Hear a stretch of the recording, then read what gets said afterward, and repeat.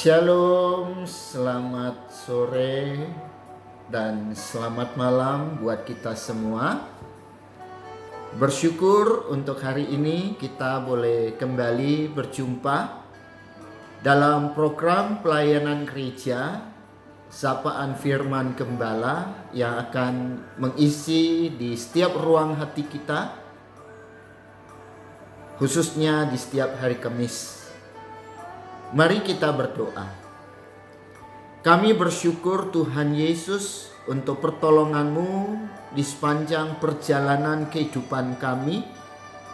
Sehingga hari ini dengan segala kerinduan hati kami boleh datang menghampiri-Mu untuk memohonkan belas kasih-Mu agar bersabda kepada kami untuk menerangi setiap hati kami dan menuntun di setiap langkah kehidupan kami. Tuntun dan bimbing kami, urapi kami dengan Roh Kudus-Mu, sehingga kami terus mengalami kasih dan kebaikan Bapa yang baik, yang senantiasa menjaga dan memelihara setiap kehidupan kami. Dalam nama Tuhan Yesus Kristus. Haleluya. Amin. Bapak, Ibu, Saudara yang saya kasihi, hari ini kita akan melanjutkan pembacaan kita dari kitab Amsal. Amsal pasal yang ketiga, ayat yang ke-11 sampai ayat yang ke-26. Amsal pasal yang ketiga, ayat 11 sampai 26. Demikian firman Tuhan. Hai anakku, janganlah engkau menolak didikan Tuhan, dan janganlah engkau bosan akan peringatannya. Karena Tuhan memberi ajaran kepada yang dikasihinya, seperti seorang ayah kepada anak yang disayangi. Berbahagialah orang yang mendapat hikmat, orang yang memperoleh kepandaian, karena keuntungannya melebihi keuntungan perak dan hasilnya melebihi emas. Ia lebih berharga daripada permata. Apapun yang kau inginkan tidak dapat menyamainya. Umur panjang ada di tangan kanannya, di tangan kirinya kekayaan dan kehormatan. Jalannya adalah jalan penuh bahagia, segala jalannya sejahtera semata-mata. Ia menjadi pohon kehidupan bagi orang yang memegangnya. Siapa yang berpegang padanya akan disebut berbahagia. Dengan hikmat Tuhan telah meletakkan dasar bumi, dengan pengertian ditetapkannya langit. Dengan pengetahuannya air samudra raya berpencaran, dan awan menitikkan embun. Hai anakku, janganlah pertimbangkan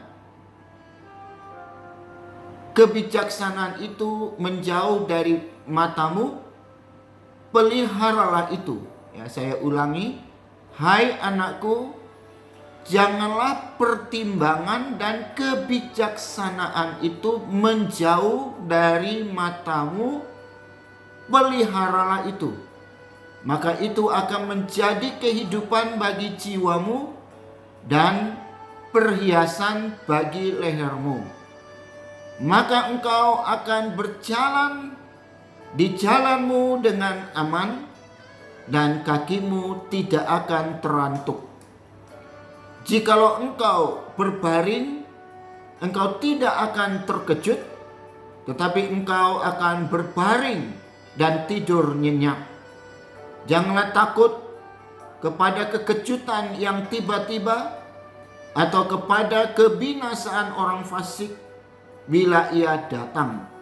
Karena Tuhanlah yang akan menjadi sandaranmu dan akan menghindarkan kakimu dari jerat. Bapak Ibu, ini nasihat-nasihat yang begitu luar biasa ya, di tengah-tengah situasi yang sedang kita hadapi pada saat ini. Bapak Ibu bila bisa melihat ya, ada ancaman kematian ya, yang disebabkan oleh bukan cuman karena virus ya, corona ini ya, atau COVID-19, tapi ada juga banyak sakit penyakit yang bisa merenggut nyawa. Nah, sehingga kita perlu senantiasa memeliharakan setiap kebenaran firman Tuhan dalam setiap kehidupan kita. Nah, sehingga kita akan memperoleh umur panjang, kekayaan, dan hidup kita berbahagia. Dan itu semua hanya bisa kita dapatkan di dalam Allah Bapa yang sudah menyatakan kasih-Nya melalui Yesus Kristus dan juga melalui pimpinan dan persekutuan di dalam kuasa Roh Kudus. Nah, Bapak, Ibu, dan Saudara yang saya kasihi, kita mau melihat pertama ya, bahwa khususnya kita sebagai orang tua. Lah, siapa orang tua yang tidak mengharapkan segala yang terbaik buat anaknya? Nah, sebagai orang tua ya pasti ya kita akan selalu menginginkan hal-hal yang terbaik ya, boleh terjadi ya, dan dialami oleh setiap anak. Kita begitu lahir ya seorang anak, nah bayangkan kita akan begitu cermat untuk memilih nama. Bagaimana kita bisa memberikan nama yang terbaik untuk anak kita. Nah, kita selalu berjuang, berusaha, berjerih lelah untuk mencari nafkah, mencari rezeki ya, untuk bisa memenuhi kebutuhan dan memberikan kualitas kehidupan yang terbaik bagi setiap anak-anak kita.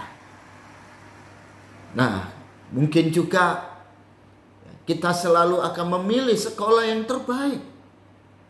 Ya, semampu dan sedapat mungkin kita rela membayar biaya yang mahal demi supaya anak kita bisa bersekolah di sekolah yang favorit. Kan begitu ya Bapak Ibu Saudara yang saya kasihi. Nah, dan bayangkanlah bahwa hal yang sama juga dilakukan oleh Allah ya, atas setiap kehidupan kita sebagai anak-anaknya.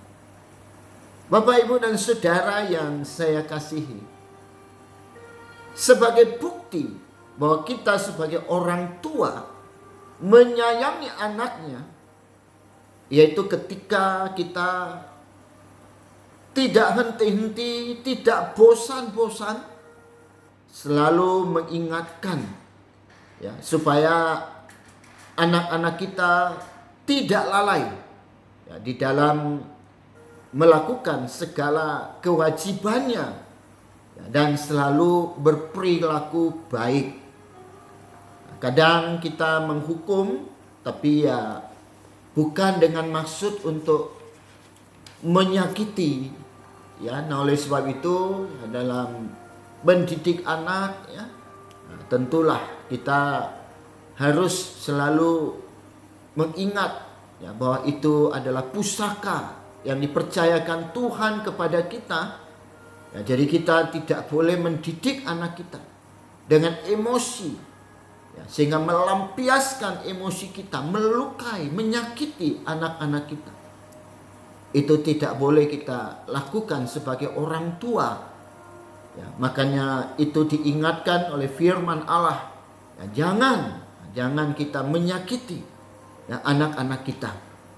Nah, demikian juga hal yang sama, Allah senantiasa mengingatkan kita.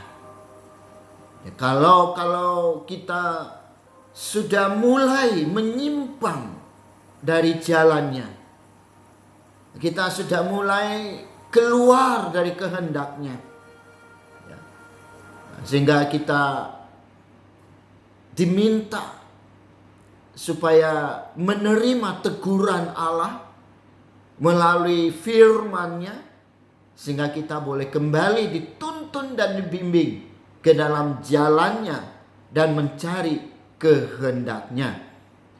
Ketika kita masih ditegur dan bahkan dipukul sekalipun, maka ini juga merupakan sebuah pertanda, sebuah bentuk kasih sayang yang kita terima.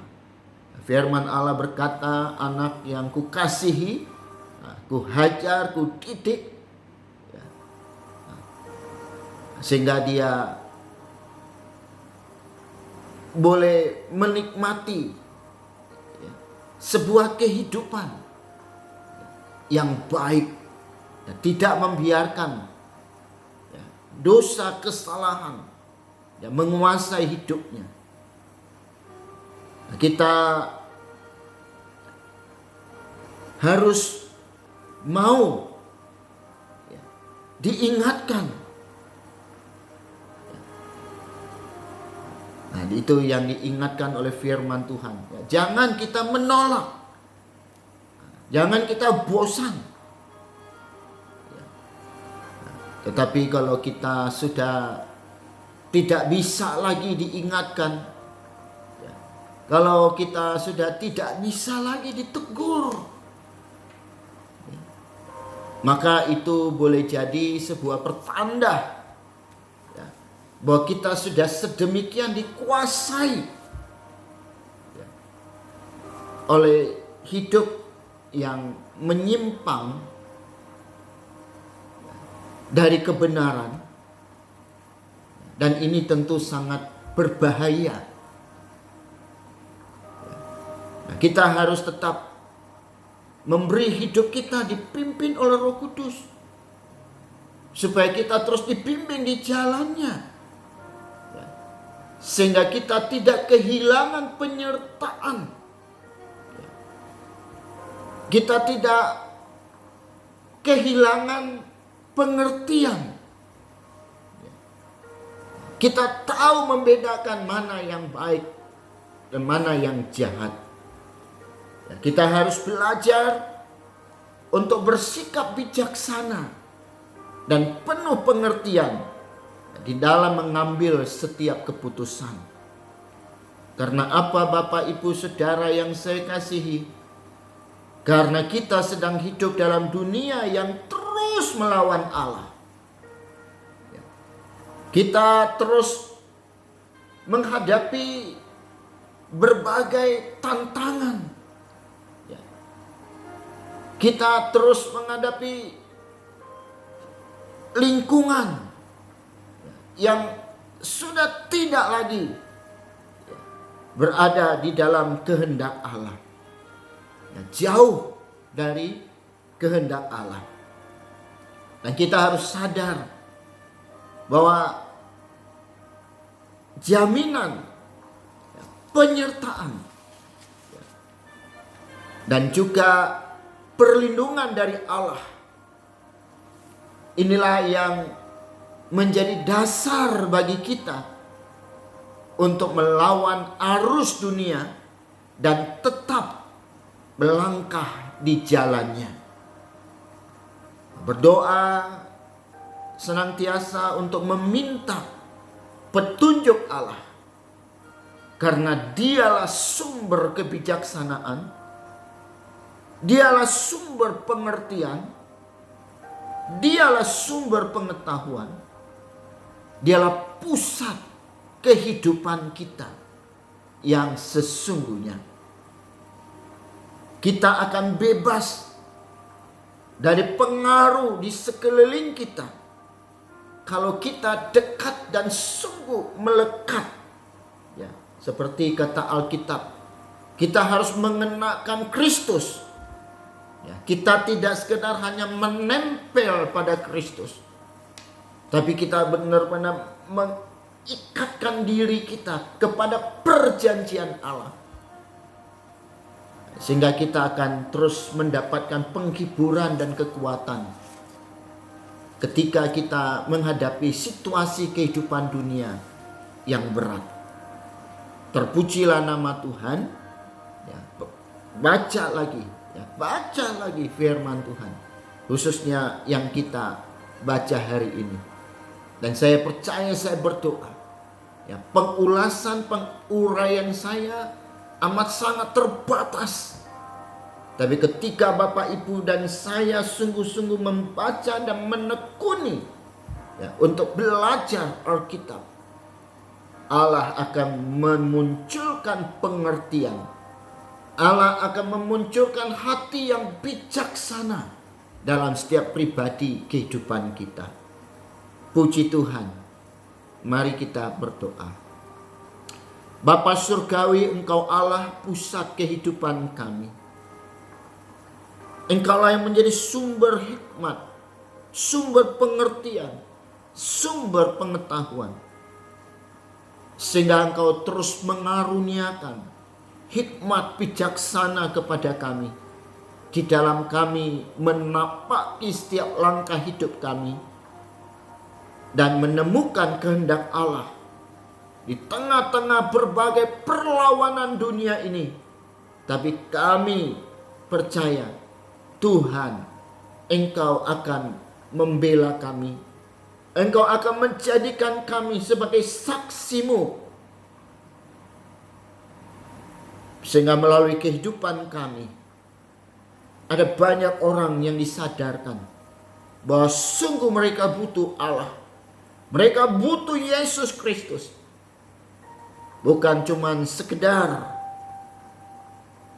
untuk menyelamatkan kami ketika kami sudah meninggalkan dunia ini, memperoleh hidup yang kekal, tapi juga keselamatan bagi kami di tengah-tengah berbagai ancaman kehidupan di dunia ini. Ke dalam tangan kasih-Mu lah kami menyerahkan setiap kehidupan kami, baik tubuh, roh, dan jiwa kami. Tuhan tolong kami, Tuhan tuntun dan Tuhan bimbing kami. Dalam nama Yesus Kristus, Gembala kami yang baik. Haleluya. Amin. Puji Tuhan. Sampai jumpa kembali. Tuhan Yesus memberkati kita semua. Salam sehat. Dan jangan pernah lupa protokol kesehatan. Pakai masker, cuci tangan, mengatur jarak, dan menjauhi kerumunan. Tuhan memberkati. Amin.